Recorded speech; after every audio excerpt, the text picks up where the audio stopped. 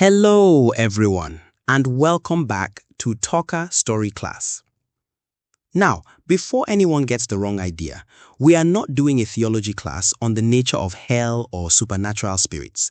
We are doing a history class. We are looking at history through the lens of propaganda, psychology, and power.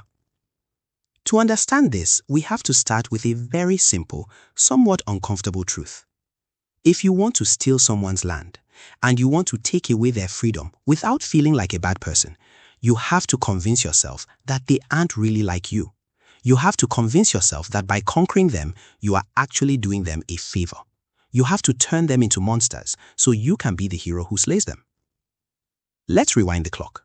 Way back, before the transatlantic slave trade, before the scramble for Africa in the late 1800s. Let's look at the Africa that existed before the European narrative took over. If you travel to the Mali Empire in the 14th century, you would have found Mansa Musa, arguably the richest man in recorded history. You would have found Timbuktu, a city that was a global hub of universities and libraries, while parts of Europe were still struggling with the aftermath of the Dark Ages. If you went to Great Zimbabwe in the south, you'd see massive stone architecture built without mortar, complex trade networks linking to India and China. If you went to the Kingdom of Benin in what is now Nigeria, you'd find a capital city with street lighting, planned geometric roads, and art so sophisticated it rivals the Italian Renaissance. They viewed it as a place of trade, gold, and mystery. It was different, yes, but it wasn't seen as inherently evil. So, when did the script flip? When did Africa become the dark continent? The shift happens when the economic necessity of slavery arises. When European powers realized the immense wealth that could be generated by sugar, cotton, and tobacco in the Americas, they needed labor. But there was a moral problem. Europe was Christian, and generally speaking, Christianity had rules about how you treat other human beings, especially if those human beings might be potential converts. So, a new intellectual framework had to be built. This is where the demonization begins, literally.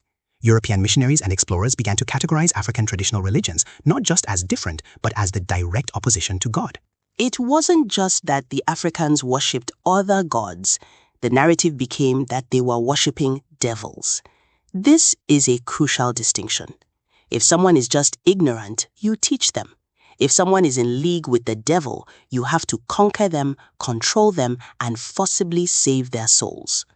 One of the most fascinating and tragic examples of this involves language. Let's look at the Yoruba religion in West Africa. The Yoruba have a complex spiritual system. They believe in a supreme creator, Olodumare, and various spiritual entities called Orishas. One of these Orishas is named Ishu. Now, in Yoruba tradition, Ishu is a trickster. He's the guardian of the crossroads. He's chaotic, sure. He tests your character. He's complicated, like a force of nature. They didn't have a direct translation because the Yoruba concept of evil didn't match the Christian binary of God versus the devil. So, what did the missionaries do? They wrote it into the dictionaries. They preached it in the sermons. Suddenly, millions of people were told that one of their cultural guardians was actually the biblical adversary of God. It was a linguistic hijacking. It turned a nuanced spiritual system into a battleground of good versus evil, with the African side being evil by default. You might hear that word today and think of psychology, but in the 17th and 18th centuries, it was a weaponized word. Portuguese and later other European explorers saw Africans wearing amulets or venerating statues or pouring libations to ancestors. They claimed that Africans were so primitive they worshipped physical objects rather than a spiritual idea. This was a lie, of course. We know the cross is a symbol, a focal point for a higher power. African statues on shrines were the same, technology for spiritual focus. But by labeling them fetishes and idols, Europe could claim that Africa was spiritually bankrupt and serving demons. Let's move to a specific heavy case study, the Kingdom of Benin, which I mentioned earlier. The year is 1897. The British want control over the trade in the region of modern-day Nigeria. The Oba, the King of Benin, refuses to sign over his sovereignty. Tensions rise. They marched on Benin City. Now, the British press needed to justify this invasion. That sounds greedy. They exaggerated reports of human sacrifice. They painted the Oba as a demonic sorcerer king holding his people hostage in a nightmare of gore and witchcraft. When the British soldiers burned Benin City to the ground, they found thousands of brass and bronze plaques, the famous Benin bronzes. These were historical records, essentially the library of the Benin people cast in metal. They were masterpieces of engineering and art. Here is the cognitive dissonance. That means the mental conflict the British faced. They had spent years telling the world that these people were demonic savages. But savages don't create art that rivals Michelangelo. So, how did they resolve this? Some British officers actually theorized that the art must have been made by lost Portuguese wanderers, or maybe ancient Egyptians who wandered south. They literally could not accept that the demons they just conquered were actually sophisticated artisans. They looted the art, brought it back to London, and the narrative of the City of Blood remained, justifying the theft of the kingdom. Let's look at another major case study, one that has been totally warped by Hollywood: voodoo, or more accurately, Vodun or Vodun. If I ask you to picture voodoo, what do you see?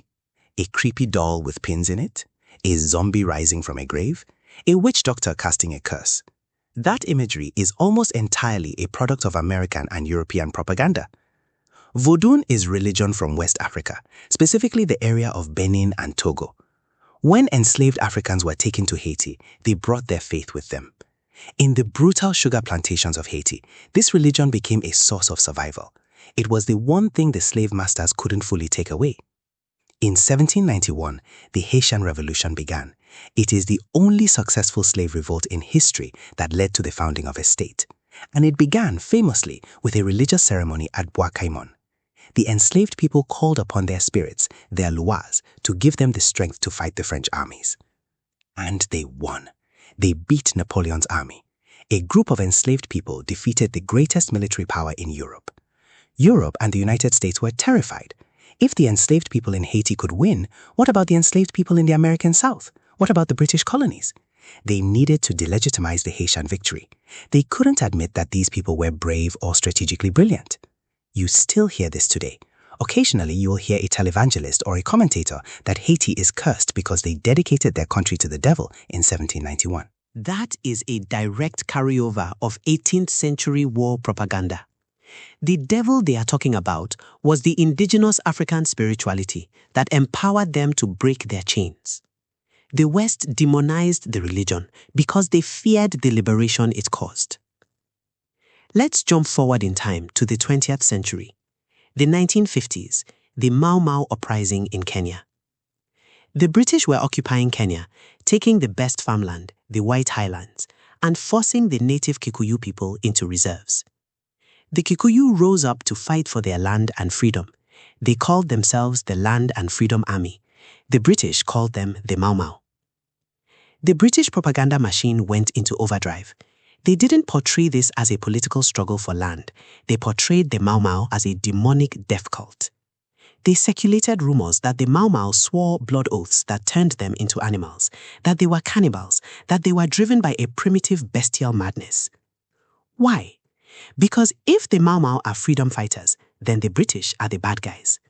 They used the concept of the demonic to strip the Kenyans of their political legitimacy. They made it a spiritual war rather than a colonial one. Now, having looked at these historical examples, we have to ask the question, what actually is African traditional religion? If we strip away the colonial lies, what is there? It varies from tribe to tribe, but there are common threads. First, there is usually a supreme creator, a god who is all-powerful but often distant. Second, there are ancestors. This is the big one. In many African worldviews, the dead are not gone. They remain part of the community. You respect them, you ask for their guidance, and you pour libations for them. But is it really so different from a Westerner talking to a gravestone or keeping a picture of a grandmother on the mantle and feeling like she is watching over you? The African practice was just a more formalized version of that human need for connection. Third, there is a reverence for nature. Spirits reside in trees, rivers, and mountains. This wasn't about worshipping the rock itself. It was about recognizing that the rock was a creation of God and had a spiritual essence. This ecological respect was branded as paganism and witchcraft by industrialists who wanted to blow up the mountain to mine for gold. Do you see the pattern? Demonizing the spiritual connection to the land makes it easier to exploit the land. Africa was serving its ancestors, its community, and its understanding of the divine, just like every other civilization in history. The demon was a label invented by the invader. But we have to acknowledge the lingering effects of this. This is where it gets relevant to you guys today.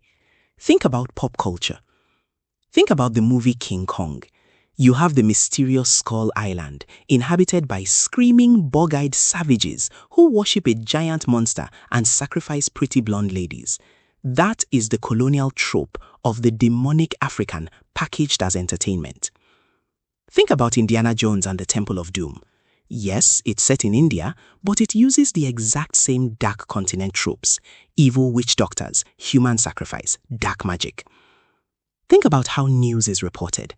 When a tragedy happens in Paris or London, we get individual stories, interviews, and deep empathy. When a tragedy happens in Africa, it is often framed as tribal violence or ancient hatreds, as if the people there are just naturally prone to chaos. That is the legacy of the savage narrative. Even within Africa today, this history has left a scar. Because of the success of missionary work, many modern Africans are devout Christians or Muslims, and ironically, many of them have internalized the colonial teachings against their own ancestors. The colonial propaganda was so effective that it convinced people to fear their own history. So, what is the lesson here? Why does this need to be discussed in this class? It matters because words are weapons. These aren't just descriptive words, they are political tools used to dehumanize people. When you study history, you have to look at who is telling the story. When you read a primary source from a British explorer in 1880 describing a horrifying dance of devils, you have to pause.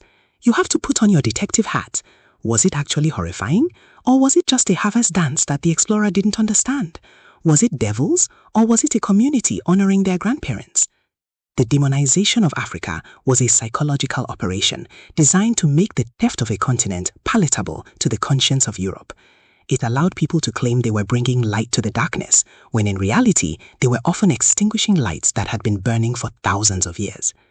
That's the social science term for making someone seem fundamentally different from you. We see today in politics, in social media disputes, and in international relations. It is very easy to hurt someone if you believe they are evil. It is very hard to hurt someone if you realize they love their children, respect their parents, and are trying to make sense of the universe just like you are. The story of Africa is not a story of demons. It is a story of civilizations that were complex, spiritual, and human, and a story of how those civilizations were slandered to justify their destruction. Next time you see a movie with a scary witch doctor, or hear someone talk about the dark continent, I want you to remember Eshu, the trickster, the artists of Benin, and the freedom fighters of Haiti. Remember that the scary story is often invented by the person holding the gun. Thanks for listening, and I will catch up with you in another story.